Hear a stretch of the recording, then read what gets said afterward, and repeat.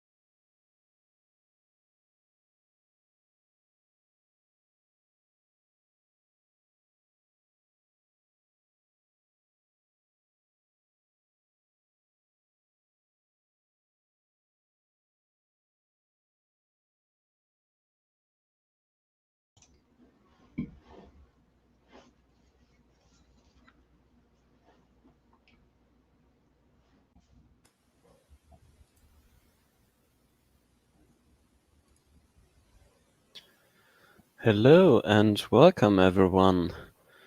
I hope you can hear us all fine. Welcome to this Rivet Games Train Talk episode 2. I'm joined by ChrisTrains, which is here with us tonight. So welcome, Chris. Thank you. Just let me say something in general. We'll be talking with Chris and I will be asking him questions. But feel free to drop any questions in the chat. I will start to pass them on. And we'll do some general discussion in the end. So don't worry if your question isn't asked right away. I will try to filter it a bit. Yeah, so I hope you're doing all right. And I would say let's just get into it. So Okay. welcome, Chris. And how are you doing? I'm doing good. I would say hello to everyone in German, but I don't speak German, so this is all going to be English. Yeah, unfortunately. In case there's any Dutch viewers or Dutch people listening, hallo, goedenavond. Ik ken ook steeds een beetje Nederlands. but the rest of this will be in English. I think that's perfectly fine. Although I quite like the Dutch language. That always sounds kind of funny. I guess that's what Dutch people don't want to hear. But yeah. So maybe as an introduction, would you like to tell us a bit about yourself? Yeah. So how far back do we go? So I did, when I was at school, I did art and design. And when I came out of school, I went to university in England, in Reading, and I did a course in cybernetics and robotics, which was nothing to do with art. I think it was 2 years into the course, I failed the end of year exams 3 times. And they gave me 2 options. They said, you can either stay on or you can leave. So I left, and I got a job selling cameras and working at like an electronics store. Mm-hmm. And while I was doing that, I started writing my own computer graphics software for an IBM PC. So this was before Windows. This was like 1989. Quite some time ago, yeah. Quite some time ago. But I had a job that was paying the bills, so, you know. And then all the time I was looking to try and find a job in computer graphics. And in 1990, a company called Rediffusion in England, mm-hmm. that worked with flight simulators, they started posting jobs for computer graphics modelers, 3D modelers. And I applied for that, and I got that job. Mm-hmm. I got it based on the strength of what I knew about computer graphics from what I taught myself after I left university. And so that sort of became my main job, which was building computer graphics for flight simulators. And the stuff that I work on is the commercial flight simulators. So for Lufthansa, KLM, British Airways, that's all the stuff I do. And I do the I do the stuff that they see out of the window. And in 2000, the company decided, well, actually, no, if we go back to 1999, the company I worked for sent me here to America for 9 months because there was a new project coming up at the time. That's maybe something we need to tell the people that you're actually living in the USA. Yeah, so, I'm in America. So despite the fact that I'm English and despite the fact that I build Dutch trains, I actually live in America. Exactly. This makes collecting data for anything in Europe means I have to fly to Europe. So obviously there's been no data collected this year for anything. Mm-hmm. But we can talk about data later on because there's some interesting stories there about data collection. Yeah. But yeah, in 1999, the company moved me here for 9 months to work on a new project. And in 2000, they basically said, you know, would you move full time because it's costing us too much to keep sending you backwards and forwards and put you in an apartment. So I talked to my wife, and we sort of looked at where we lived in England and what the job was in England, and we said, well, you know, if we stay here, we know in 10 years' time exactly where we'll be. We'll be in the same house, doing the same job, same commute. So let's go and see what we can do in America. So the company moved us here in 2000, and then in 2002, probably 2001, I think, was when the original Microsoft Train Simulator came out. And I started playing that just because it seemed like an interesting thing to do. And at the same time, 3D Studio Max had just had a big update. They just updated to 3D Studio Max version 4, and it had basically started to become a real tool. You know, 3ds Max and 3ds Max 2 and 3 were really buggy, really hard to use. 3ds Max 4, I don't think I've still got the original box, but 3ds Max 4 came out, and I wanted to learn how to use it. For all of you that don't know, 3ds Max is a 3D modeling software. Yeah, that's the name basically. It's like Maya or Blender, but it predates both of those. Yeah. So I wanted to learn how to use it to build 3D models, because the software that we use in the company is proprietary, and I wanted to know how to use more commercial software.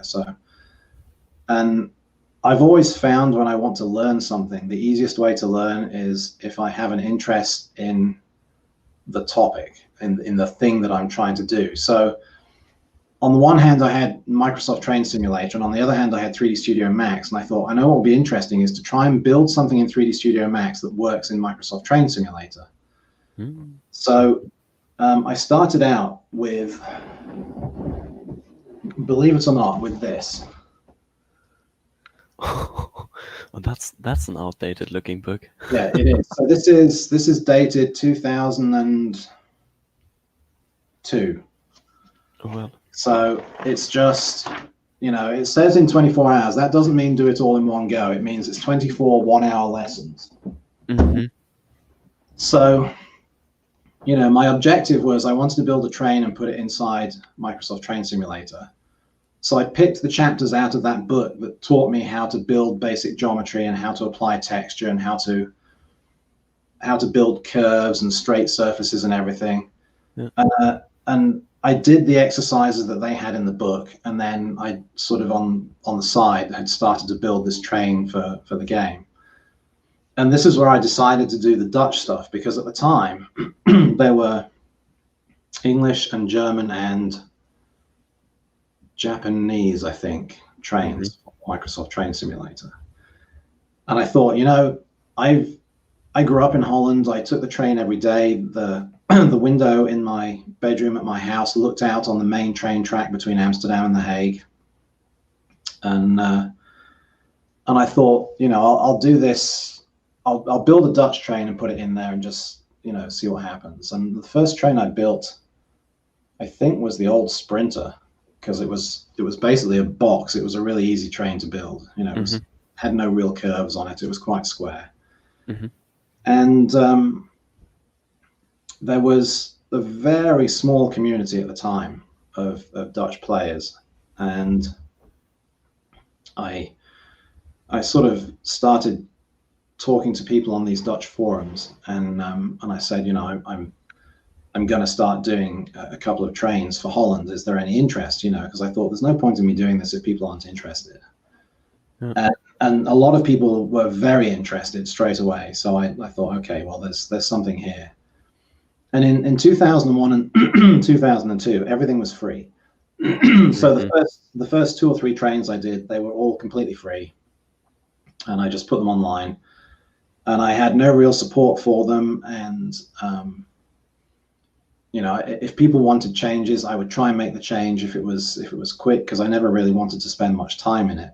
Mm-hmm. I think I got 8 or 10, maybe 8 trains done. And then Just Trains came to me and they said, we've seen the stuff you're doing. Would you be interested in doing a pack for us of European trains? Mm-hmm. And I thought, well, this is interesting, because that doesn't mean free. That means money. That means someone's going to pay me to do this. In fact, hang on a second.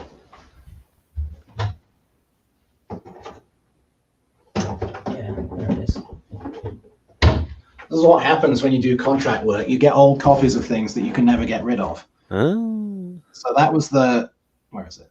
There we go. That was the first thing that I did. Okay. So, and that had a bunch of different things in it. And these were all things I did for Just Trains. And anybody that's playing Train Simulator now will recognize this wagon. And let's see, this engine, because those still exist in the new game. So they paid me to do that, and then I did a few more free ones. My camera's out of focus. There we go. Find me. So they paid me to do that, and then after that I did a couple more free trains. And then my work, like my daytime work, started to become a lot more busy. And at that point, I just went, I don't have any more time to spend on this. And Microsoft Train Simulator was, not being updated, and it sort of came to the end of its natural life as a game. And I just thought nothing more of it. You know, people would download stuff from my website occasionally, and you know, people still played it. And then in 2012, I think Railworks 2 or Railworks 3 came out. I think it was Railworks 3. I believe so. And someone, and I can't remember who it was, but someone in the Dutch community started mailing me. And they sort of, you know, they said, have you heard about Railworks 2 and Railworks 3? You know, it's much better than Microsoft Train Simulator. You know, the Dutch community is still kind of here. Would you be interested in converting some of your stuff for the new game? So originally, I really didn't have any interest. And I thought about it, and this person, I wish I could remember who it was. and they kept emailing me, and they kept emailing me, and they kept emailing me, and I'm like, oh my God, he's not going to stop emailing me. The only way out is to do something for Train Simulator. Yeah, so I thought, well, let me buy the game and download it and have a look. So I bought the game and started playing it, and I thought, oh yeah, this is totally different from Microsoft Train Simulator. I can see a way into this. So I started out, and I downloaded I played the game for maybe 3 hours, and then I just downloaded all the developer documentation and started looking at that. That was quick. And it seemed sort of relatively straightforward, but I mean, anybody that works for Train Simulator now, you know, nothing's straightforward. But you know, I was naive at the time. I looked at the documents and went, "Oh, this will be." I guess everyone that opens up the documents and the developer tools is thinking, "Oh yeah, that looks okay. I can do that." And this is like something I could do. And then it starts throwing errors and whatever at you, and you know. So I started out with the. Actually, I started out with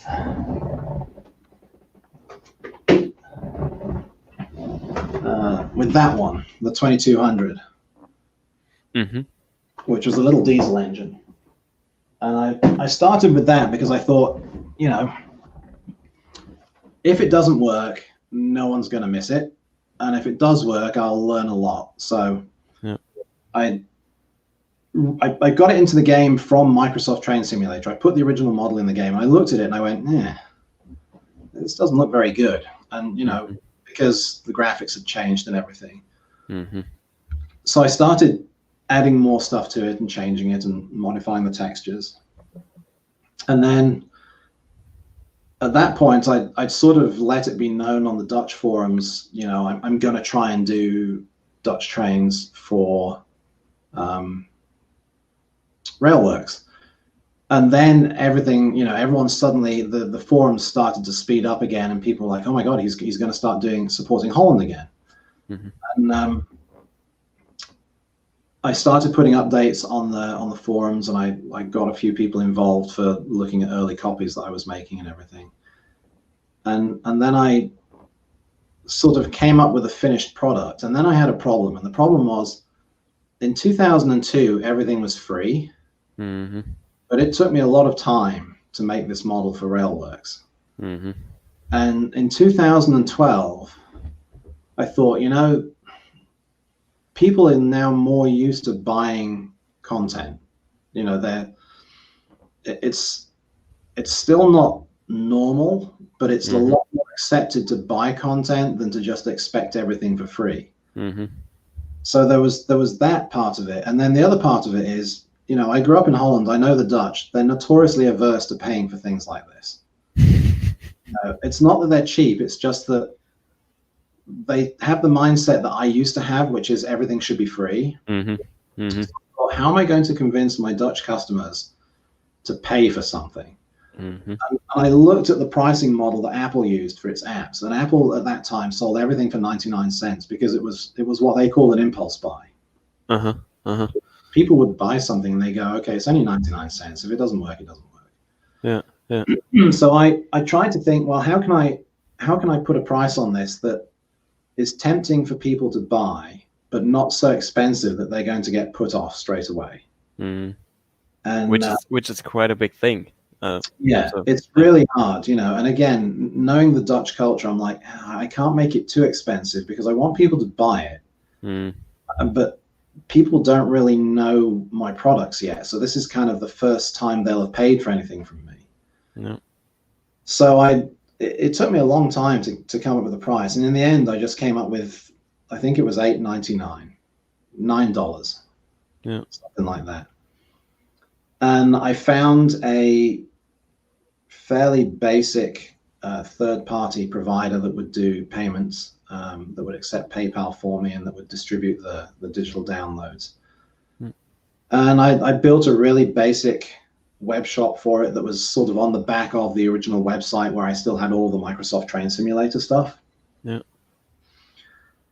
Because I live in America, I'm 8 hours behind Holland. So on a Friday night, I sort of finally took the plunge and put it online and put it in the shop and at $8.99, and then I went to bed. Yeah. And I got up the next morning and had $2,000 in my PayPal account. Oh wow! Okay, that was starting off a lot better than you'd ever expected it. So that Saturday morning, I suddenly realized, holy cow, there's a market for this. People like it, and people will buy it. And and it's just sort of gone from there. And that's kind of the history of how I failed university and got into ChrisTrains after 15, 20 years. Yeah. And it's never really slowed down since then. Amazing. So really amazing to see that. The problem is, of course, when you have no experience of something like this, on the first day, I saw $2,000, and then I instantly multiplied and went, if I make that every day of the year, I'm going to be a millionaire. That's not how it works. How it works, you make really on the first day, and then it very quickly tails off again. Yeah. So. Sure. I mean, that would be sure. But by the end of that week, I was making 3 or 4 sales a day, so $30 or $40. Yeah. But, I mean, it's still $30. So yeah, exactly. Sure. And so that was kind of interesting. And then I started to pick other projects that I had built in Train Simulator. And to start with, I'd put them up for vote. I'd give people the choice. I'd put a vote on the forum that gave them a choice of 3 trains. And then whichever one got the most votes, I would do a version of for Train Simulator. And then after 4 or 5 of those, I just started doing them in the order that I wanted to do. And they started to become more and more complicated, with more and more detail and more scripting. I got a lot of hints and clues from Mike over at Virtual Railroads for the first couple. Oh yeah. He guided me a lot in scripting. He never really gave me a script that did something, but he would explain to me how I could do it and then leave me to figure it out, which was the best thing to do. I know exactly what you're talking about because I had the same experience with him, and he's a great guy. Yeah. He's fantastic. He's good because he would drop little hints every now and then. He'd see something that I'd done and posted online, and he'd say, I noticed the shadows don't look very good in there. And that would then stick in my head. And he'd never say anything else, but it would stick in my head. I'm like, why did he say they didn't look very good? And then I'd go back and change it and improve it and modify it. So, and for the scripts, he would send me, 20 or 30 lines of code of something generic that kind of did what I wanted it to do. And then I would have to figure it out from there. So I learned a lot of my coding from hints that he gave me. And, so I still talk to him maybe 3 or 4 times a year, just for a couple of emails if I get stuck on something. And he's contacted me once or twice, I think. But Mike's a great guy. I think he's fantastic. The way he helped me out to start with really made a difference. Yeah. And, awesome. I do have a question. Why do you start modeling trains? It's just because you had the train simulator, the Microsoft Train Simulator back then, and just thought, okay, why not? So there was an interest in trains. When I was young, like I said, the main train line from Amsterdam to The Hague outside my house. So every day, 24 hours a day. You didn't have any chance. I took the train to school every day. So I would take a tram from my house to, and this is for the Dutch people, I would go from my house in Leidschendam to Mariahoef station by tram. I get the train from Mariahoef to Voorschoten, which is where the school was. And then I'd walk from the station there to school and then do the same thing backwards when I came home. So every day I rode the train backwards and forwards between Mariahoef and Voorschoten. Okay. So it was just seemed like the natural thing to do. Once I started to look at Train Simulator, I was like, oh, it'd be kind of fun to put a Dutch train in here. And that was the same time I was trying to learn 3ds Max. So I thought, okay, this seems like something I should try. Yeah, why not?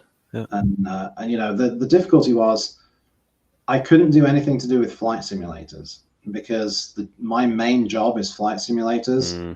They have a very dim view if you start taking the stuff that you learn at work and using it to profit at home. Okay. I can't be seen to be doing anything to do with flight simulation. Yeah. Now, my company has nothing to do with trains. And the stuff that I've done for Train Simulator is all stuff that I've learned myself. So I'm not taking stuff I've learned at work and using it at home. What I am doing is taking all the stuff I've learned from Train Simulator and pushing it back to the office and saying, hey, this, you should be doing this sort of scripting. You should be doing these sorts of shaders and things like that. So just the other way around. Yeah, the other way around. Yeah, okay. Oh, I mean, good for them. Yeah, no, but I mean, if you have a look at what you end up doing for Train Simulator, I mean, it's there's a lot to you can take back to your main job. Yeah, it's been interesting, and the community. This is something that's been really important to me. Is the Dutch community are fantastic. They're used to paying for stuff. Now they've seen the quality of the stuff that I produce. They are some of the most giving people. I can ask for photos or videos or sound recordings. If there's something that I didn't get while I was in Holland, if there's something that I missed, I can put a message out on one of the forums, and within 12 hours, I'll have people respond to me and say, I'm a driver, I'm a mechanic, I work in the workshop. Perfect. Tell me what you want and I'll go and get it. Yeah. That's unbelievable. It's great because I have this network of drivers and engineers, none of whom I know other than through text chat and through emails and things. Yeah. Will fall over themselves to go and get things for me. And I've met 3 or 4 of them when I've been in Holland from time to time. We've arranged to meet up so that I can thank them in person. But they're really good. And there was back in 2012, I think, there was someone on one of the forums, and it might be the guy who kept pestering me. I can't remember. But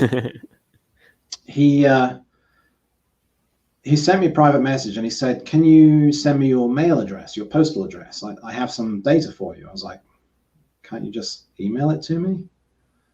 And he said, no, I need to send it to you. So about 3 weeks later,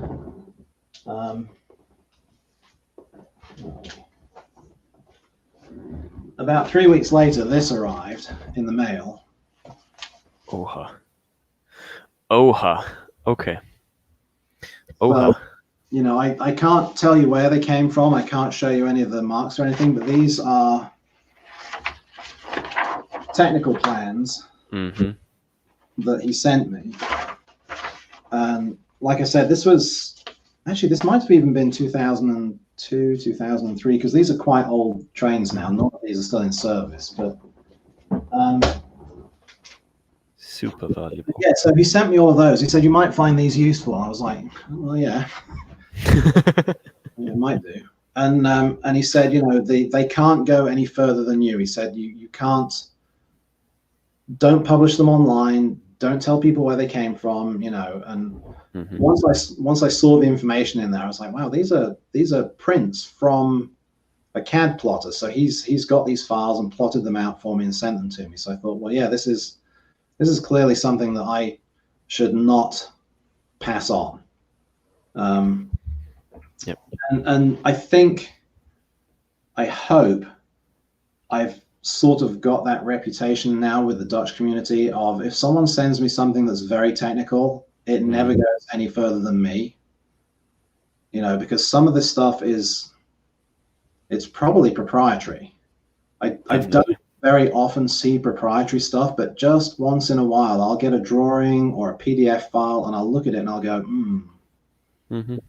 I should probably not have this. So what I tend to do with those is I'll pick the 2 or 3 pieces out of it that I need, and then I'll just delete it. I'm like, I don't want to be seen to be having this, you know. And but as far as photos and videos go, the people that send me photos and videos, it's amazing.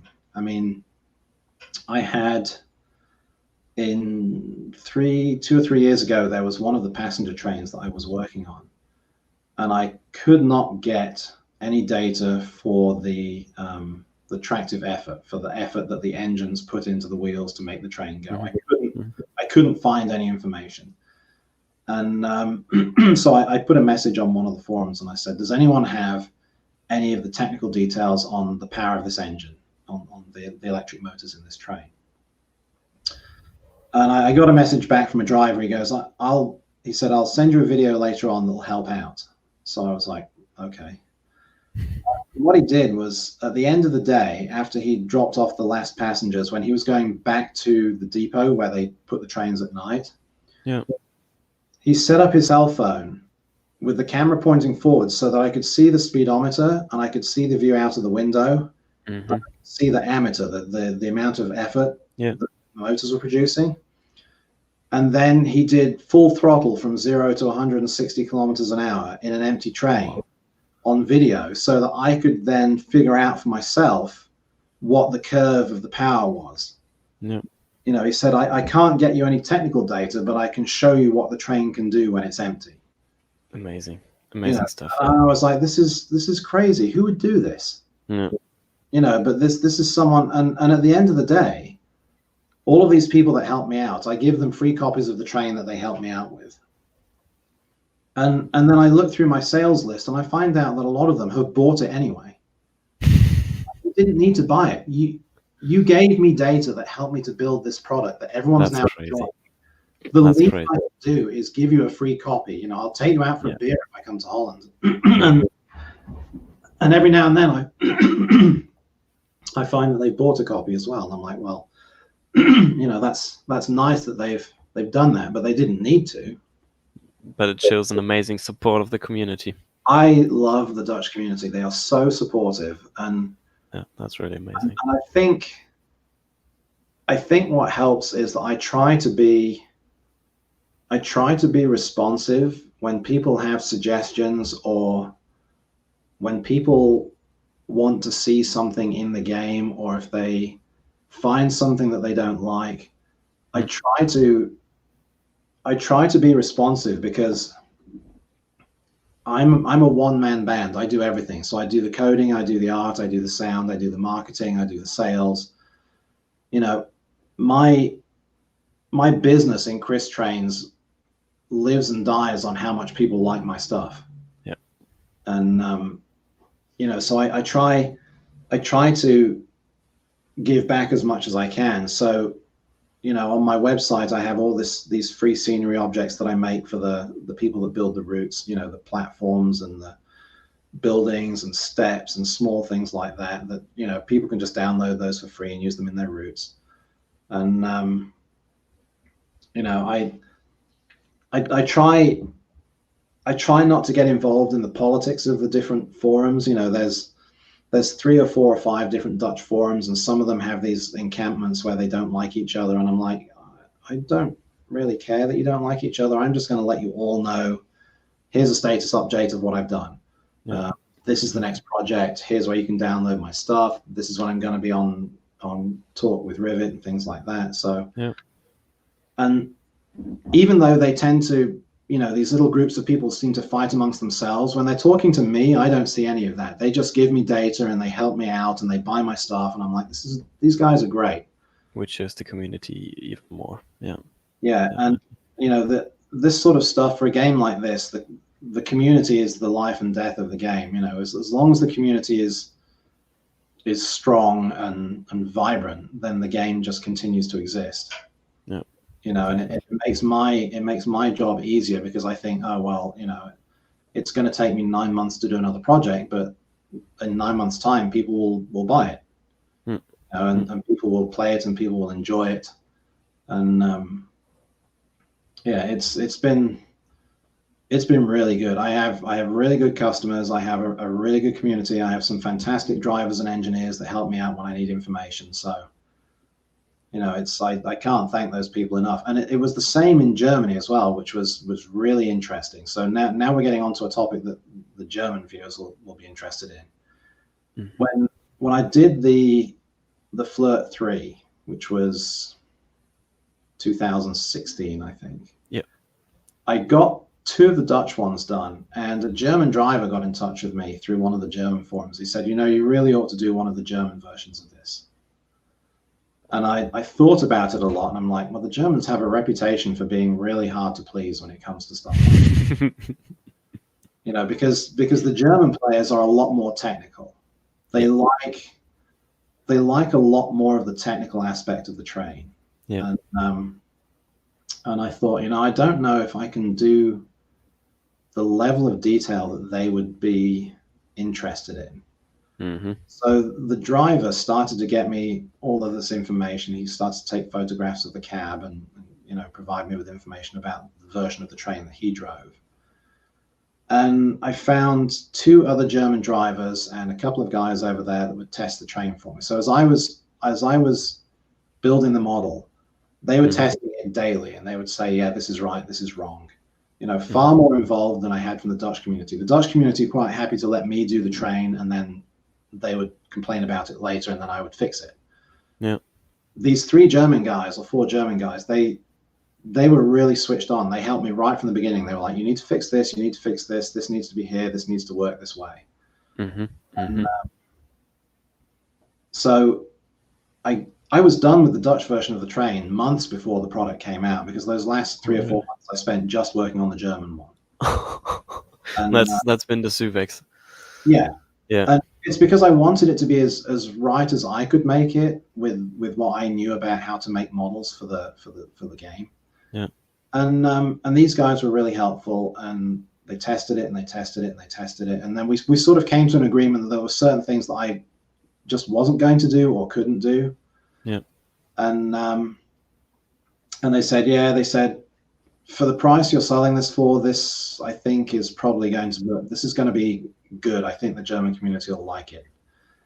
And so I included it in the pack, and then I put it out. So the original pack had, I think, 3 Dutch ones, and then the German Civics came in the original one. Yeah. Yeah. And I put it on sale, and I was more nervous about that one than any other one that I'd done, because I thought I specifically targeted Germany with a product. And all I got back was really nice emails. People were like, they really liked it. There were a few things that were technically funky that I should change, but they said, this is a really nice product for what you've done. Yeah. And then the things that needed changing, I fixed those in the next couple of weeks and put a patch out. And then I had an email from the moderator of railsim.de, I think, about 2 weeks later, and he said, you've done something really unusual here. So I said, well, what's that? He said, you've put a product out into the German market, and almost no one has complained about it. And I sort of said to him, I don't know if that's because there's really nothing to complain about, or if it's because they're being easy on me, and they're like, well, we'll be gentle on him. It's his first product. There was nothing much to complain about. Well, they've been really supportive of me as well. So after I did that little German diesel bus. The RS1. The RS1. Yeah. And that has no application in Holland at all. That was purely for the German market. Mm-hmm. And it seems like my customers in Germany really enjoyed that as well. Yeah. And That's so quite funny that you started talking about the Civics, because I remember that was the first train I actually got from ChrisTrains back then, when I was more like the typical player guy. yeah, When I was younger. And I remember that I wasn't at home when it released, but I saw the reactions on the forums back then, and I just need to have it. And yeah, I really liked it, and I still like it, to be honest, because like the sound and the feeling of the train, even though I've never got to drive it in real life, yeah. was so, yeah, it was just really, really good. And I'm so glad you like it. You know, yeah. I always try with my products to keep a balance between how realistic is it and how easy is it for someone, because you know, maybe 5% of the players want all of the technical stuff. You know, a lot of people just want to get in the train and hit W and hit A and go. Yeah. You know, and so that's why I try and keep the price down. It's why I try and keep the complexity down. You know, That worked really well on the Civics version. Yeah. It's had a lot of good reviews. I've had a lot of positive comments on it, and you know, it was an interesting project to do, that's for sure. And then the RS1 was another one that was interesting. You know, and I learned some stuff doing the RS1 that I then pushed back into some of the Dutch models that I'd done. Yeah. Yeah, it's been great. I had a chat with Dovetail on email. This was before they were Dovetail, actually. It was back when they were still, who would it have been? Would it have been Kuju? Or Rail Simulator, I guess they called. Who was Dovetail before they were Dovetail? What was their name? I think it was Rail Simulator, just. Maybe it was Rail Simulator. Okay. Or something with rail. Anyway. RCS. Railworks. Anyway, whoever they were before they became Dovetail. We were talking about a possible project, and it never really worked out. But they said, one of the guys that was there said, he said, I don't know if you know this, he said, but I think you've single-handedly driven all of our sales in Holland of the game. So I said, that's hard to believe. And he said, well, when we look at the data, he said, whenever you release a new product, we get an uptick in sales of the game from Holland. Oh, okay. So I was like, oh, okay. That's interesting. You know, and I don't know if that's still the case, because that was probably 4 or 5, maybe 6 years ago now. And a lot of the Dutch players have it now. So they just play the game, and then. But you're still the only person developing Dutch content, so basically might be a good chance to that's just the way that is. You know, it's been really interesting seeing how the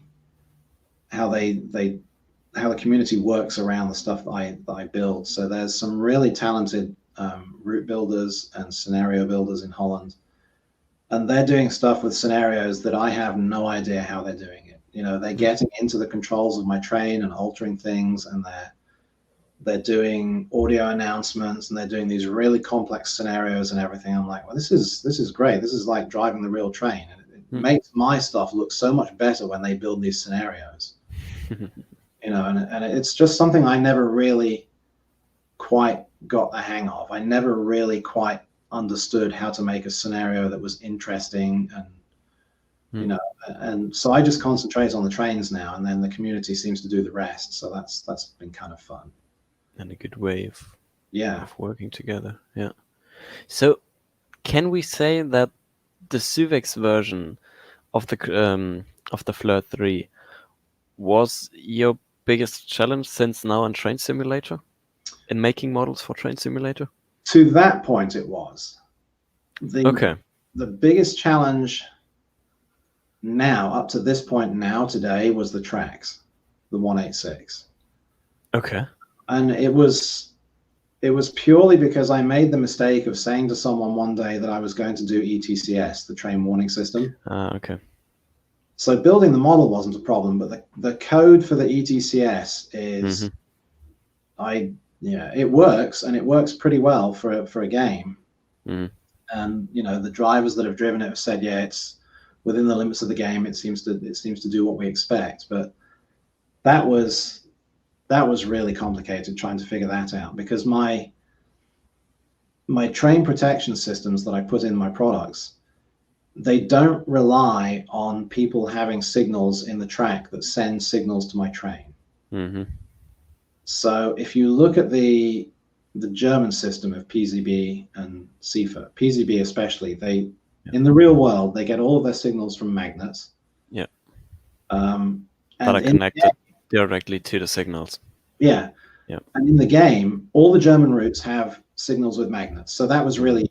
It's like, okay, there's a signal being sent along the track to my train that I can use to do these different things.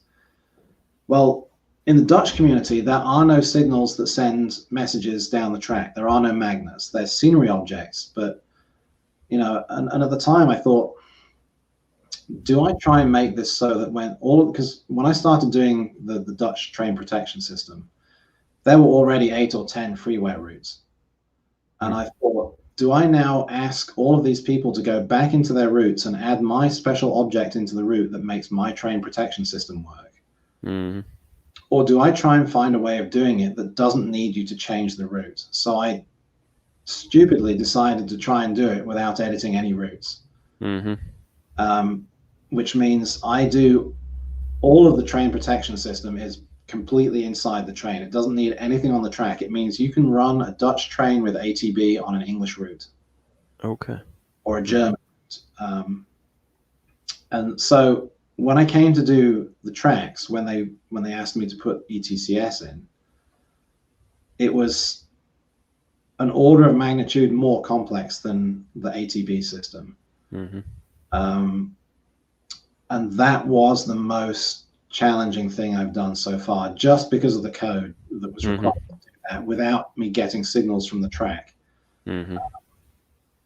But it works, I mean, it's semi-accurate, I guess. It's missing a lot of the stuff that the real train has. But for most people that want to drive with an emulation of ETCS, it seems to do a pretty good job. And I mean, ETCS is quite a complex system, even in real life. So yeah, and the higher the level, the crazier it gets in its complexity. So I mean, that was something that was really interesting when I did the SUX, when I did the PZB system for the SUX. There are so many different reasons that PZB will stop you. Yep. I had to put in the train, because I thought if someone picks this up casually and tries to play it, they're never going to move. The thing will just constantly stop them from moving. So one of the things I did in the SUX version, which isn't there in the real train, is I put a message excuse me. I put a message on one of the LCD screens with a code that told you why it had stopped you. And it was code from 1 to 9, and you could look it up in the handbook, and it would tell you, okay, PZB stopped you with code 3, which is this. And you look in the handbook, and it would tell you why it stopped you. I did that for me as much as for everyone else, because I needed to know why my own train kept stopping me from driving it. That's the thing if you're not familiar with the safety system. Yeah. So that's something I had to learn for the English routes. Yeah. Yeah. So that's why I put that in there. Was I thought, this is really to try and be kind to the players, so that they have some clue of what it was that just happened. Yeah. Yeah. No, that's an amazing idea. So. Yeah. Okay. Would you like to go on a bit more into detail? Like, I could ask you what your current project is.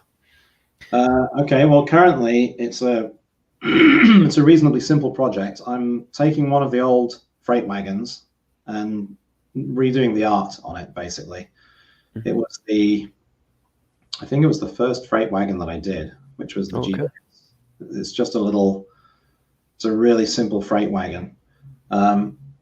If you want to share the screen, I can show you what I'm doing. I could do that, sure.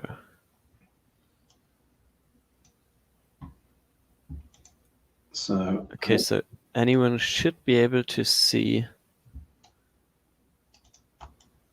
the screen right now with, I guess, Substance Painter. Yeah, hopefully you can see this. So this is the old GBS wagon. It was the first one I ever built for the game. And I just decided, because I've been, over the last few months, I've been going back through some of my older trains and redoing different things on them, redoing the art. In the case of the 6400, I redid most of the simulation in that, as well as redoing the art. But what's really interesting about this is, if people haven't seen Substance Painter, it's really quite an interesting product when you're doing art for 3D stuff like this. So let me just give you an example. What I'll do is let me add a fill layer over the top of this and hide everything else. So if you just start with a basic fill, everything is white on here. In fact, I need to, let me just get rid of all this other stuff here. So that's basically the geometry of the wagon. And Substance Painter is a really powerful tool if you're an art person, you know, if you're working on stuff for the game or for any game, or even just for your own projects. It has so much capability built into it that you can spend hours tuning and fiddling with and messing with. So for example, if you want to make this, you know, this very clean wagon, if you want to make it look dirty, for example, I can add a fill layer over the top of this, and I can change the color of this fill layer to be, you know, I don't know, just sort of a dark brown or something. And I can tell it that I want this to be, you know, rough. So it looks sort of like brown dirt. And now the whole wagon is dirty, but what I can do now is I can add a mask. And if I paint into this mask with a paintbrush, only the areas that I paint get that color. You know, so this is the area that gets that color. Now, what's kind of interesting is, at the same time that I'm doing this in the 3D view, this is the 2D view of the train or of the wagon, and you can see what happens on the right hand side is, if I paint across this corner, you can see it actually finds the correct part of the texture map over on the left there and paints into it, which makes painting these wagons and painting the trains so much easier than, you know, the old way of doing everything in Photoshop. But then if you don't want to hand paint, there's a whole bunch of generators that you can add to this mask. So the mask is, you know, the brown shows up where the mask is. So what I can do is I can add into here a generator, what they call a generator. And then they have these pre-built generators for certain things. So if I add dirt, it's just added dirt to the wagon, you know, and there's now thousands of parameters that I can tune, you know, to make this more dirty or less dirty. You know, and then, you know, so I can do that and go, okay, this looks okay, but there's too much dirt in here, so I can change the contrast of it. I can change how much of the, you know, of this stuff, and then I can start to hand paint over the top of this as well. So I can say, well, you know, if let's pick the right color here. Wrong one. If I don't want the dirt to exist, you know, for whatever reason, let's say that I didn't want the dirt to exist just down in this corner here. For some reason, this area is clean. I can just clean, you know, this section out, you know, by hand like that, and then the dirt generator does its work everywhere where I've told it not to, or except where I've told it not to. You know, and then if you want to put height details into this, for example, I can put a layer in here. Let's put a fill layer in here that is let's just make it red so that you can see what's going on. I'll add a black mask to this. So what I can do now is I can paint into here something like that. And at the moment, all I'm doing is I'm painting the color. But what I can do is I can add different effects to this. So I can add depth to this. So if I go in and say this is actually lower than the surface, you can see now it looks like it's got depth to it. That's crazy. And this is only textures. So yeah, this is just texture. So this hasn't changed the geometry. So that surface is still completely flat. Yeah. But it's added the illusion of depth to it using a depth map. Yeah. You know, and then what I can do is I can say inside this thing that generates dirt here, I can now tell it that I want it to consider this thing that I've just painted as something that can have dirt. And now, wherever I paint, it's going to add dirt around the outside of it. Mm-hmm. You know, so it now thinks that this has some real depth to it. Yeah. So it's a really powerful tool for texturing, you know, for doing this sort of work. And what you end up doing is you end up building up a model in different different layers. So let me see if I can just start to add all of these back in. Yeah, so you can see here, this layer adds some height information to the wagon. This adds some more height information to it. And again, this is not adding geometry, it's just inside the texture. And then if I go into here, this is what my basic paint is. So I start off with a brown paint, and then I add something darker to the underneath of the train, or the underneath of the wagon in this case. Add some logos onto it. You can see these up this end here. Put some logos on. Add some yellow paint so you can see the handrails here. These guys are yellow. And then I can start to add these effects that start to make it look worn, because this looks like a wagon that's just been freshly built. It's come straight out of the paint shop. Yeah. So then I've added in these layers that add sort of this faded effect. You probably can't see this too well on the live stream, but it adds a faded effect around the edges. And then because this particular wagon's metal, I've added this metal edge wear effect that, you know, this is where this thing would be damaged. And then I add dirt over the top of it. And you can see it pretty quickly starts to build up, you know, how this thing starts to look more like a used real world thing. So then I come and on top here, I've built this, this effect. Where is it? It's this one here that adds, you know, dirt to the top of the roof. And it only adds this to the dirt, to the roof, because that's where you get, you know, weather staining. And then there's some more that adds, you know, dirt just onto the roof up here. Then I add some more height information for these ropes that come down the side. It's super amazing to see what all these small things add to the. You have to just build it up a little piece at a time. Yeah. You know, and then and then you end up with something that looks like this. We'll put the wheels and everything else back in.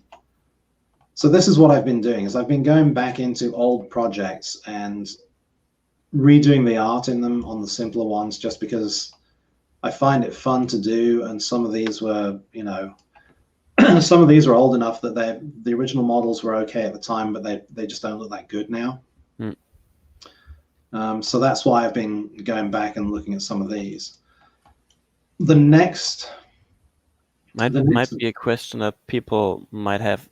So you're going to publish this and update the current wagons, or? Yeah, this is going to be a free update. So the GBS wagon, if you already have the GBS wagon, this is just going to come as a free update. Which is super amazing. Yeah. So, and the original wagon, I think, only had 3 versions. I think it had, I know it only had 2 versions. It had a frozen wagon, which was this guy. And it had the brown version, which was this guy. So what's being added into into this release when it comes out, as well as the art update. And there's other things that have happened as well. So like there's a lot more detail down here in the wheels than there ever used to be. Mm-hmm. But there's now going to be, that version is going to come with it, and that version is going to come with it. And this version, which is just a medical wagon, that's going to come with it. Mm-hmm. The frozen one is going to come with it. And this one's going to come with it, which is a legendary beer company. Yeah. I would like to include a real beer company, but I don't know if I've got a license to use their logo. Okay. So, if I get that, that will come with this as well. Yeah, this is just going to be a free update to everyone who's already got this wagon. Amazing stuff. Really cool to see. But the next, let's see, the next big project that I'm planning is going to be this guy. So it's this new intercity train for the Dutch. That looks kind of fancy. Yeah, so this is in theory going to be the next big project. Now I'm still collecting a lot of data for this, even though there's a few of these running in the real world. Trying to actually get technical data and drawings for this is being a lot more awkward than it has been in the past. But this will be the next big project that's coming along. There is the potential for something between now and me starting this, but I don't really want to announce it yet because I don't want to get people excited about something that might not happen. Sure. So, but the plan is that this will be the next major project for Holland, which will be this new intercity train that they've got. Well, that's really an in-time train. I mean, published in May this year. When there was the first train that arrives. I mean, that's now, a couple of months already back. Yeah, so it's in testing at the moment. So. Okay. But yeah, it's that's the plan, is that this will be the next big project that I do for Holland. So that's even more, or even bigger challenge, because it isn't like a train that's been out for 2 to 3 years. So yeah, that's always the difficulty when you do something that's brand new. The last one I did was the SNG, which was, I actually managed to get that published about 3 months after the real train started driving, which was interesting. And the reason for that was, let me just move this off the screen for a second. I'll show you something this will be interesting for people to see, I think. Someone is saying in the chat they're not even in the service yet. Yeah, they're not in service. They're only being in test at the moment. Oh. So here we go. So this, I need to keep someone's face out of this. But yeah. And they managed to crash too already. Yeah, it was about 3 weeks ago. They had one that crashed. But this was the SNG, which was the project that I finished about a year ago. And this gives you some idea of the sort of data that I have to collect when I go and do data collection for these things. So, there's like this sort of stuff. People would not normally think about this, but this is a photograph in between the wagons. I take these sort of photos just so I can see what's in there, just for the details. So if I want to add that detail, I can. And there's a lot happening in this image. Yeah.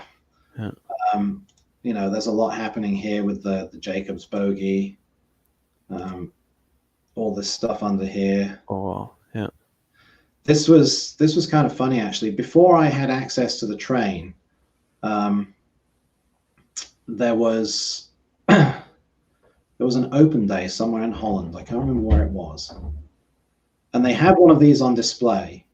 One of the Dutch forum members emailed me and he said, "I'm going to this open day where they have an SNG. Is there anything that you want me to take photographs of?"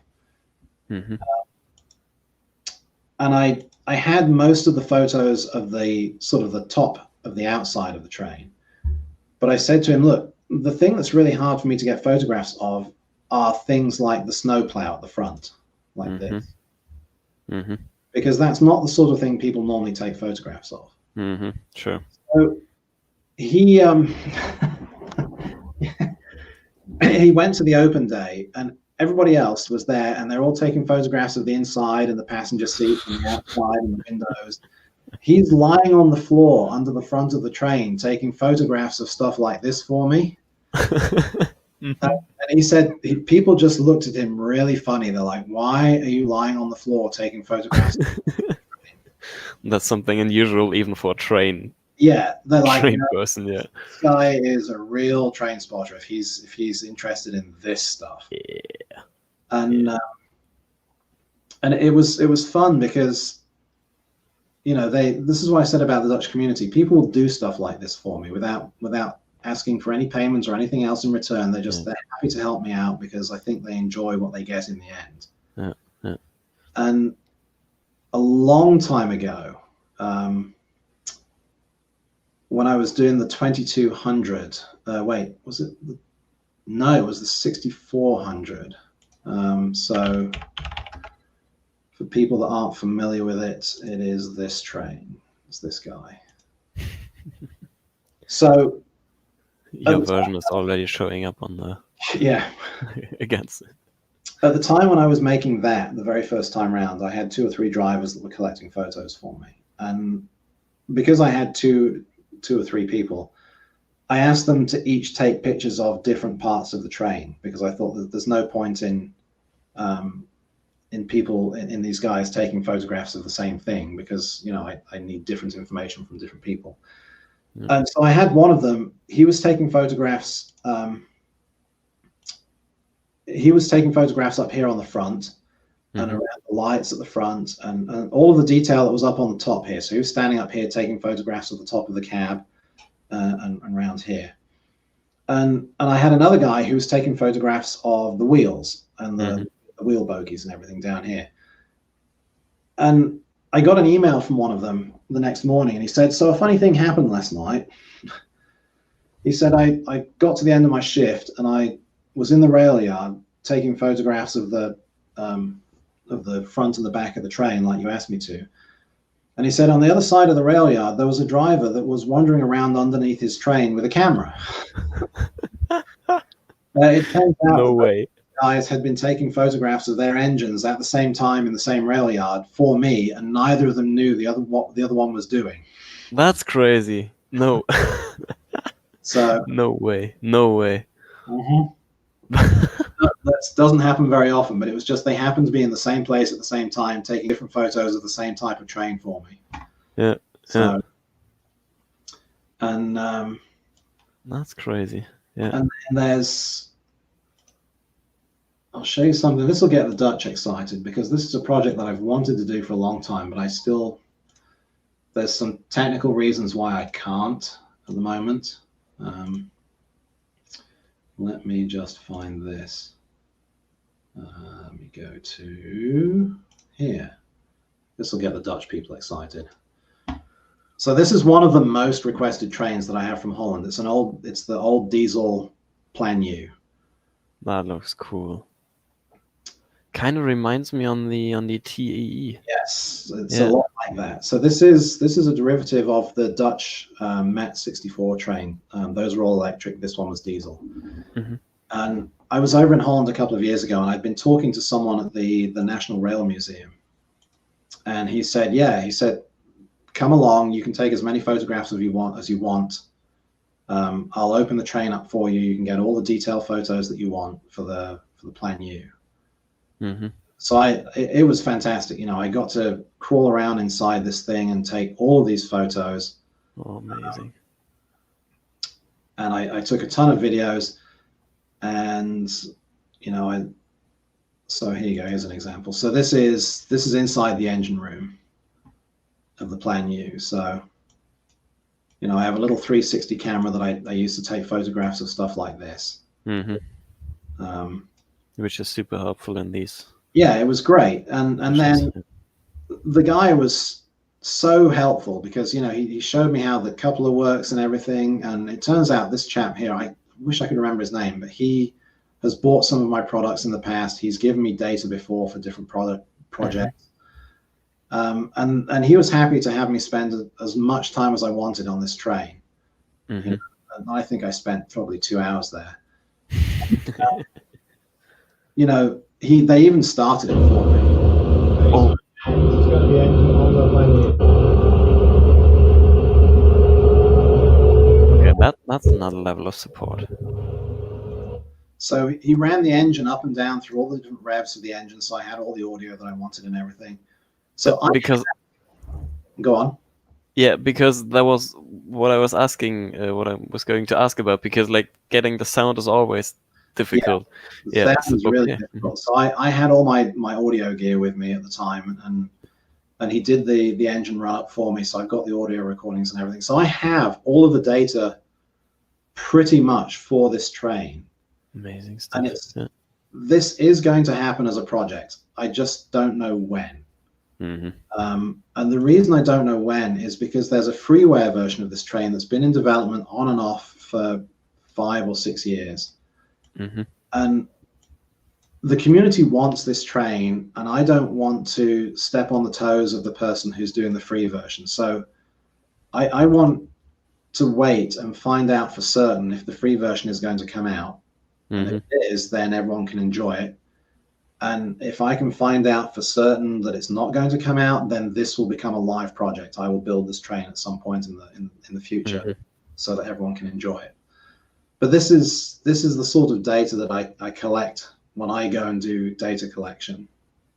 That's quite interesting to see for people, because you can see the different views of things like you wouldn't take photos of normally, like what you said on the snow block, or like here of the details or the different decals on the switches and indicators and stuff that people just don't think about. You know, if you say, can you go and take a picture of a train? This is not what they take photos of. Definitely not. No, but these are all the small details that are add to to what the product feels like in the end. Yeah. So they are super important. You know, and again, stuff in between the wagons here. This sort of stuff is, you just can't get photos of this unless you specifically ask someone or instruct them, you know, or go and take it yourself. You know, so I was crawling around underneath taking photographs of this sort of stuff. And again, you know, this guy was super helpful, and we just arranged to meet at the rail yard. Now, what was interesting was, this is the Dutch National Rail Museum, so of course there's people there that are interested in this train naturally. But this train is off limits at the moment. You can't get to, well, when I went, you couldn't get to this train. It was parked in one of the areas where the public weren't allowed to go. And of course, once he started the engine, everybody came to the fence with their cameras and their video cameras. They're like, taking it out for a drive? Are they going to move it? Is it going for a drive? You know, we just sort of had to politely ignore them and say, you know, it was like, no, trying to explain to someone what's going on here is true. You know, it's better just not to get involved in that conversation. But yeah, so this is the sort of stuff, when I go and do data collection, I collect a lot of data, a lot of videos, a lot of photos. And that's actually a really interesting insight, detailed view at it.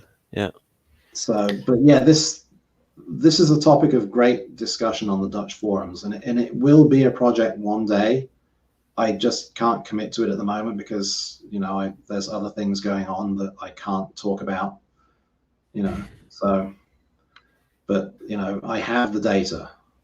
I have everything I need to build this. I have technical drawings of it that I've acquired. Again, the chap who showed me around this had a bunch of technical information that he was able to give me.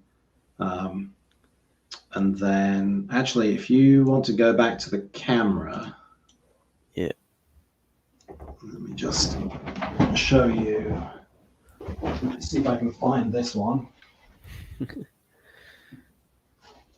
Yeah, here we go.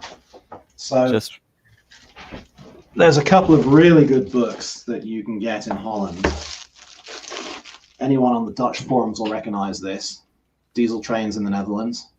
Mhm. And on the back there is the Plan U, this guy. Ah. But what's interesting is the guy who did all of the drawings from this, a guy called Carl von Gestel, I think his name was. So there's the TEE that you were talking about. Oh yeah. So he did some really good drawings in here, which are fantastic for building these models. And there's photos of things like this. See, this is the sort of thing that's really useful to me. Mm-hmm. Sure. But not many people would think about it. Yeah. Yeah. And then there's drawings like this, which are absolutely fantastic. Oh, that's really helpful. I can imagine. Yeah. So between everything that I've got in these books, I've got the electric one as well, all the old electric trains in Holland. So with all the data that I've got, I have enough information to start on that project, but I can't yet. So I'll bet that they're going to come in a lot of messages after this live stream regarding do it. Yeah, I know. I mean, just from looking at the chat, people are already saying make it. Lol, there's room both. Make it. Why aren't you making it? Yeah. I know it's a popular train. I know it's something that everybody wants, but what I said in the beginning about trying to keep the community together is I have to make sure that I don't stand on someone's toes and piss someone off, because it's better that everything just gets along, and it's been interesting working on this stuff. There's a side of this that people don't really think about, which is let me hide the numbers on here, is stuff like this. So I have to get licenses for everything that I do. Sure. Yeah. And there's money involved in all of this. So there's the one for Switzerland. ESBV. And there's normally money involved in this, which is one of the reasons I have to sell my stuff now, because I can't just pay for these licenses and then give everything away for nothing. But it's, if you're selling something, you have to agree to terms and conditions with the different companies to, not misrepresent them, to not claim that you work for them, or to not claim that you own their logo or something like that. So you have to sign contracts and stuff like that. And which is really a big thing.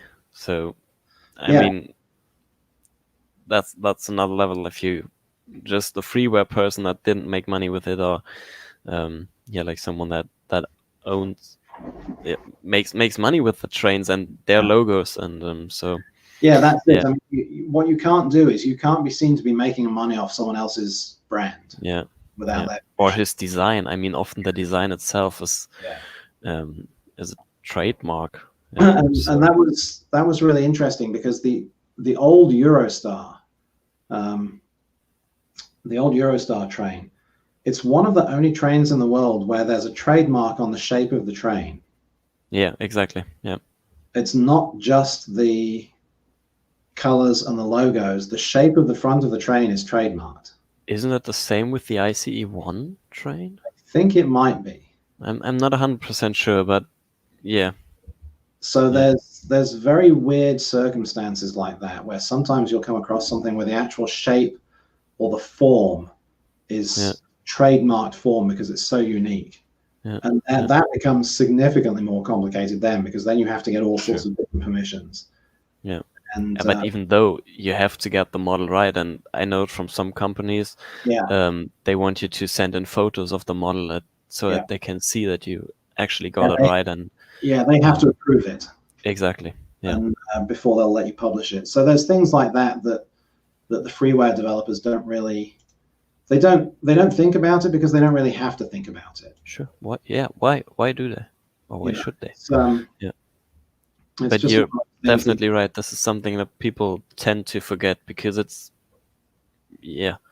why would you think about it? Yeah. Can't even blame someone. Yeah. You don't want to get caught making that mistake. So you have to try and have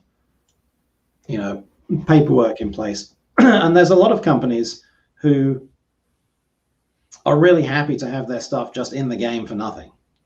Yeah. I did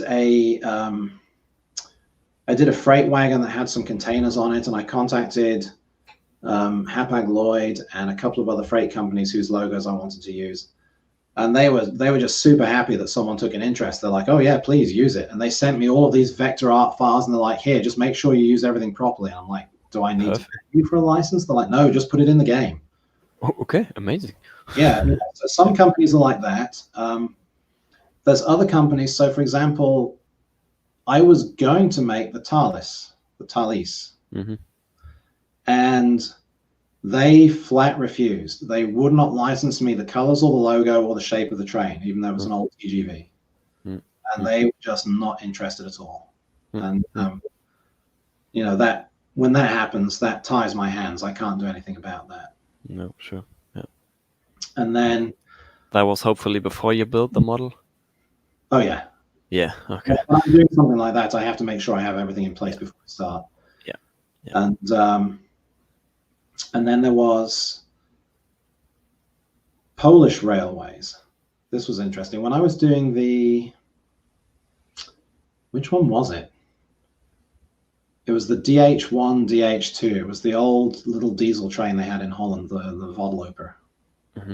And a lot of those trains have gone out of service, but they've sold them to the Polish Railways now. Mm-hmm. And I thought it'd be nice to include one of the Polish versions in with the pack. So I found a contact online and I emailed them. And they just about fell over themselves. They were so happy that someone was doing something for Poland. And they sent me all these videos and photos and logos and everything. And they said, do we need to pay you to put this in the game? I'm like, no, if anything, I need to pay you to use your logos. They're like, no. Just use them, please. Oh, So yeah. The companies are at different ends of the spectrum. You've got the companies that say no, yeah. and the companies that say, yes, do it for free. And then most of them are kind of in the middle, which is, we want you to pay some sort of money and sign to an agreement that says that you're not going to destroy our reputation. Yeah. And then we're happy for you to do it. Yeah. Yeah. So, yeah, I can understand both yeah. people. I like then the ones in the middle and the ones on the positive end of the line for sure. Yeah. So for example, the project that I can't talk about, which might or might not happen, which is not the Plan U. There's two companies involved that I need to get permission from, and this morning I got permission from one of them. Mm-hmm. So I have 50% of the permission. If I get the other 50%, then I'll announce what the project's going to be. Because the other problem is, if I announce a project and then suddenly I don't get a license, you know, it's like, oh, I made everybody expect something, and now nothing's going to happen. Yeah, sure. Won't make people happy. No. Yeah. So, I mean, it is going to be a European product. It's not necessarily going to be one of the countries I've done before. Not closes it a bit down. And having two companies involved. Okay. So, yeah, definitely interesting. Looking forward to it. Yeah. So if we might come slowly to an end, I would like to ask you one question. Yeah. What is it that keeps you motivated to work again on the train simulator or maybe upcoming Train Sim World products? Well, Train Sim World is a topic all for itself, but it definitely is. Yeah. For Train Simulator, it comes down to the community. As long as the community still want new projects and they will still buy the things at the end of the day and they still enjoy playing the game, I'm quite happy to keep building stuff for it. You know, it's kind of it's almost like a therapy for me, because it's not that I have to do for my company. Mm-hmm. And it's just something I enjoy doing. I enjoy building 3D models. And, you know, the German community has been a lot of fun, and the Dutch community has been a lot of fun. And, you know, as long as everybody still enjoys it and there's still a demand, then I'll just keep going. You know, I mean, so for example, the ICNG is the next big project, the next Intercity. Holland just announced they're going to be doing new double-deckers. That will be announced sometime next year. And I don't think it's just refurbishing the old ones. I think it's actually new trains. I think they're going to put those out for tender next year. There's the Plan U, the diesel train. Yeah. And then there's the project that I might or might not be doing. So I have at least 4 more projects to do, which is 3 more years of work. Mm-hmm.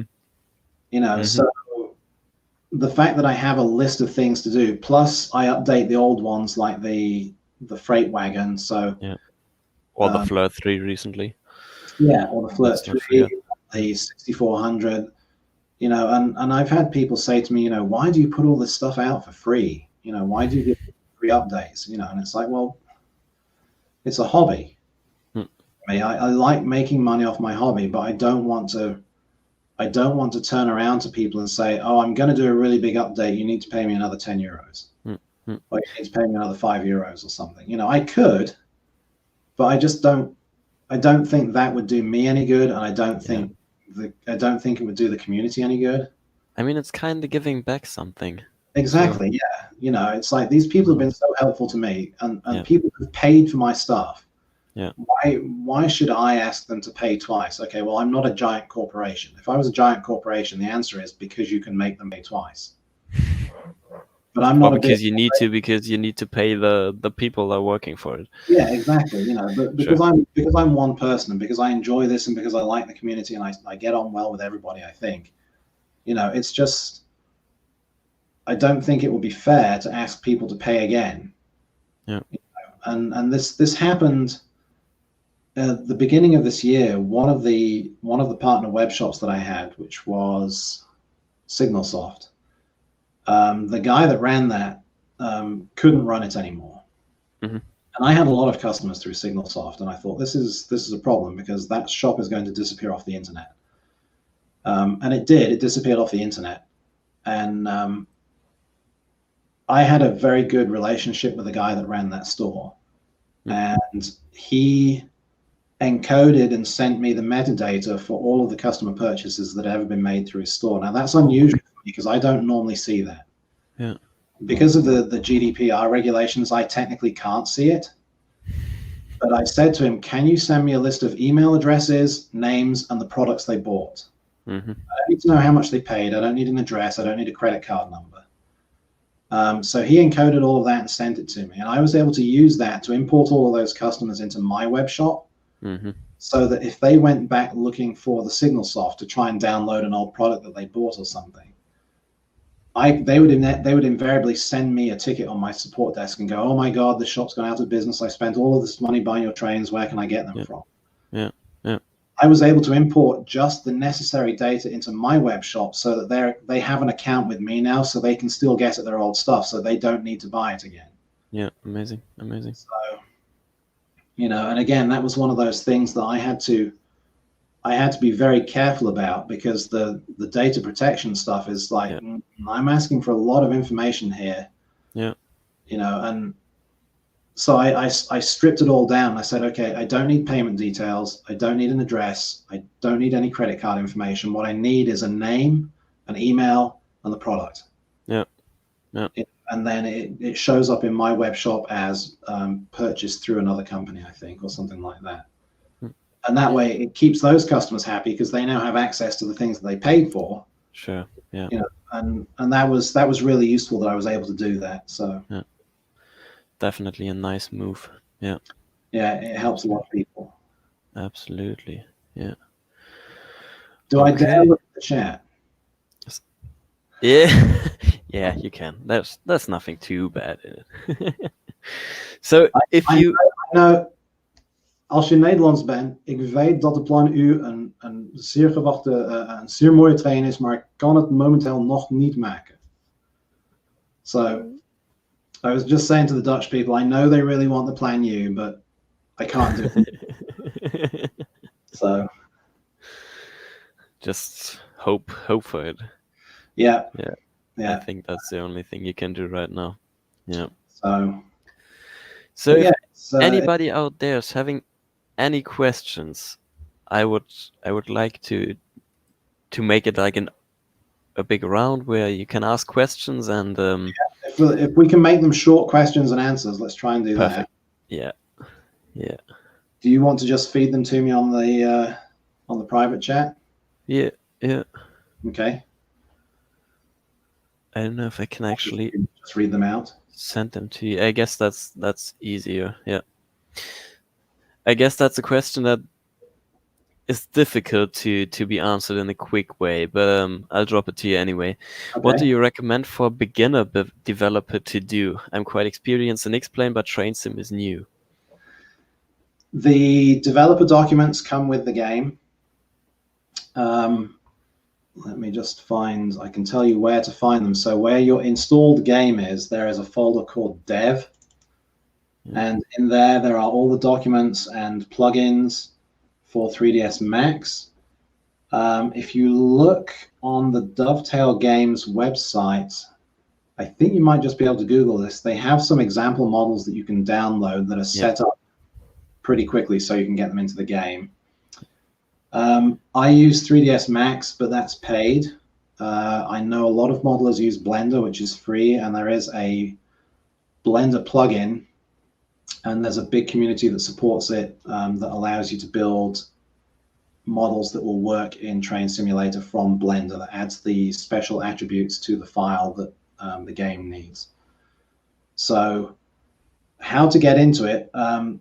I would do something like I did. I would pick a project that you're passionate about, something that you want to see in the game, and use that to help you learn how to use the tool that you choose, whether it's 3D Studio Max or Blender or Maya. That's the best advice I can give you. Just another question. I'm not sure if you want to talk about this right now. Okay. You maybe can imagine it already. It's the question, is there anything for TSW too? At the moment, no, because TSW has very sketchy support for third-party developers. Yeah. There's a lot of stuff I know about from the NDA that I have with certain companies that I can't talk about. I know roughly how much work is involved in getting a train done for TSW. I don't know if I would ever have the time to do everything myself. Even if their developer tools became more public and more usable. I just don't know. Yeah. I would like to, because it uses modern shaders and everything looks better, but right now there are no plans. That could change, but there's nothing now. Yeah. No, thanks for that. There's one other asking, are you going also updating the ICM with some detail? That is the Corploper. That's the train that has the cab up on top at the front. That's quite a unique one. Yeah. Yeah. Let's see. I did the IRM a couple of years ago. The ICM is quite old. So yeah, that's something I should probably look at doing an updated version of. I can't promise it, but that's good to know that that's something that people are interested in, because I can probably, once I get done with this freight wagon, I can go and maybe look at the ICM as the next one to add some more detail to, because there's a list of things. I keep a spreadsheet of things that need to be fixed in any given train. And for the ICM, I have 1, 2, 3, 4, 5, 6. I have 21 items that I know I need to fix in that train. Oh, okay. That's without doing the art updates. That's just things that are a little bit odd, like missing decals, some things in the cab that aren't quite right. The couplers can be a bit funny sometimes. So yeah, I have a list of 21 things on the ICM that I know I need to do. So yeah, that's actually not a bad idea. Maybe I should look at that as my next one after I've done the freight wagon, because that's quite an old product. When I say old, it's not like an old train in the real world. I mean, it kind of is, but it's one of the older ones that I did. So it's one of the first ones I did. I mean, we're talking about a few years, but yeah. That's definitely yeah. That's an interesting question. I don't know if that makes any sense, but at what level do you interact with other Dutch content creators like Assets, Root, etc.? with some of the route builders, I have quite close contact with them. Some of the asset developers, I mean, anyone that's downloaded stuff off my website knows that I spend quite a lot of time with Freezon. I distribute all of his free assets and things like that. I do know a couple of the people inside Koha. There are the people that do the signals and railway crossings and things like that. So it's when they need something from me or when I need something from them, yeah, we discuss it pretty closely. And then I also know some of the scenario makers, and they will ask me to add things that make their life easier. So for example, with the update to the Flirt, it came with some new scenery objects that go in the track to turn the train protection system on and off and change the mode from first generation to next generation. That came as a request from someone that was building scenarios, and he said it would be really nice if, can you do this in the update? So I said, yeah, that's something I should put in the update. So yeah, I where I can, I work with them as closely as I can. So yes, is the short answer to that. I don't mind answering these questions, by the way. I like to answer questions of things that people want to know. So, that's good to know, because like questions like these are super interesting. Yeah. So we'll have a look at it if there's something else coming up. Just the following question: have you some interact with Dutch classics? True, there isn't only one developer for the Dutch market, right? I've met the author of Dutch Classics twice at 2 of the open days that we've been to, but I have not spent any excuse me, I've not spent any real time working with him or talking to him since then. He does some really nice trains. He puts a lot of detail into the trains. What's interesting is he was building, the level of detail he puts into his models is the sort of thing that you would expect to find in TSW. And some of the stuff that he's done does struggle in Train Simulator. It does need you to have a powerful machine, but the models look really good. Yeah, someone in the chat is saying more like too much detail. Okay. Yeah, I mean, it depends. Again, if he was building those, if there was a way of getting those into Train Sim World, that's the sort of level of detail he puts into his models, and they look really good, And again, I have to try and I've always tried to keep mine with the sort of detail that I think will work on most people's machines, so they don't need to have a really big machine to run my stuff. The Dutch classics, the problem is I look at his stuff and I see all the stuff that's wrong with mine. So I don't spend too much time looking at that, because then I would go back and start looking at all of my stuff and going, well, how much more detail can I add into mine? And then I'll get down the rabbit hole of, well, now I've made something that doesn't work. So, but it's always good to look at what other people are doing, just so you can try and make sure you're, keeping the standard up as high as you can. I'm just going to answer a few questions that are rivet related, because they came up like again and again. What trains will be in the Arosa line? The locomotive that's right on the other side behind me, the GE4 2 and 2 passenger wagons. We're not sure if there's one more, but might be. The Mainz-Bessert-Bahn isn't the Rivet Games route. Yeah, these are the 2 that came up. And more details on the Arosa will be announced later. So that's nothing for this for this live stream. Yeah. Although I'm happy to answer them. Sure. Okay. Yeah. Okay, all right. So I think we should come to an end. Yeah, if no one's got any other questions other than will you build this, will you build that? But sure. Yeah. If you do have any questions, and if you're watching this after we live streamed it. Feel free to just drop them in the comments. If there are some really good ones, I'll pass them over to Chris, and hopefully he will be happy to answer them. Yeah, I have no problem answering these sorts of questions. I mean, if there's something that I really can't answer, I'll tell you that I can't answer it. Perfect. I won't try and make something up, but yeah, I'll always try and answer the questions as best as I can. Perfect. Yeah.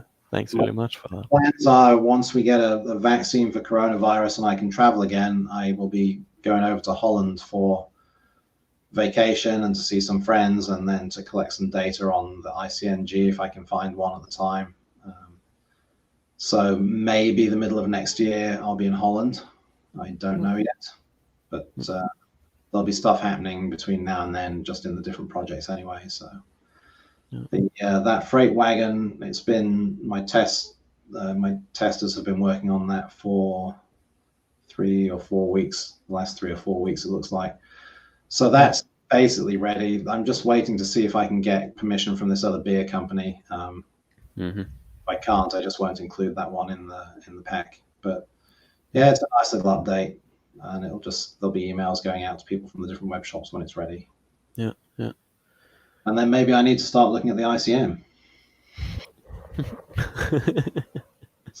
Oh, really? Yeah. Something that might be of interest to the Dutch people. There's I'm trying to think of the name of the company now. There's a couple of simulators that are in universities, and I think there's one in the National Rail Museum now. If you go and visit those and you happen to play them, you might recognize some of the trains in there. Oh, really? Yeah, they don't use Train Simulator. They don't use TSW. They have their own engine that they use for their simulation. But they have contracted out to me to use some of my stuff in their simulators. So it's mostly procedural simulators. They're not full-on rail driving simulators, but they teach the different procedures. So the last one I heard of was in the National Rail Museum, but I don't know if it's still there. And that should have had my 2200 locomotive in it. That's super cool. Yeah. I get occasionally things like that come up. So I'm just looking at my list of things that I was going to talk about here, and that was one of them. Yeah. So. That was an interesting question on the chat as well. Question for both of you. You're working together on this live stream now. Are you going to work together in the future? Tough question for a community manager, to be honest. I don't think so at the moment. Not that I know of. Me neither. But this isn't 100% no for the future. So exactly. So I have been talking to people at Rivet in the past. Nothing has come of it yet. Oh. So I would say never say never. Never say never, of course not. Yeah, let's see what the future will bring. Yeah. I mean, for example, when Dovetail wanted to do that German route recently, and they needed the Flirt 3. Yeah. They contacted me and they said, well, it seems like your Flirt 3 has been well received in the community. Would you consider licensing it to us to include in this pack?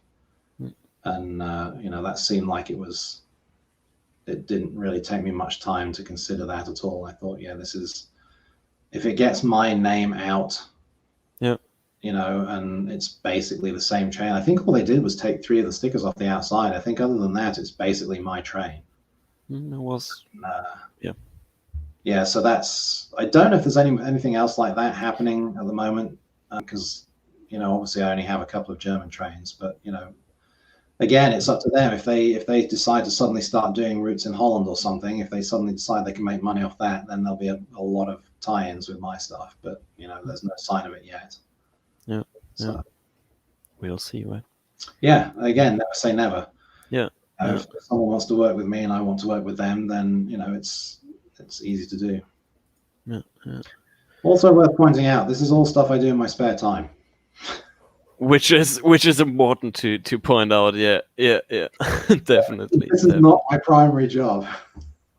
Which is quite amazing to see the outcome of this. Yeah, so that's why it takes a long time for these things. If I was working on these 9 hours a day, then the projects would come out much quicker. But Sure. I try to, at least, I think people now understand, if I start something, it does get finished. And it might take a long time, but it does get, there is something at the end of it. So yeah. But yeah. All right. So then I would say we'll end it for now. All right. Thanks really much for being here and joining us on this live stream. And it's been fine. I could talk about this all day because it's stuff I really talk about. So it's been no problem at all. Really, really, really awesome. Really good having you here. Yeah. So I would like to say thanks again, and have a good evening, everybody.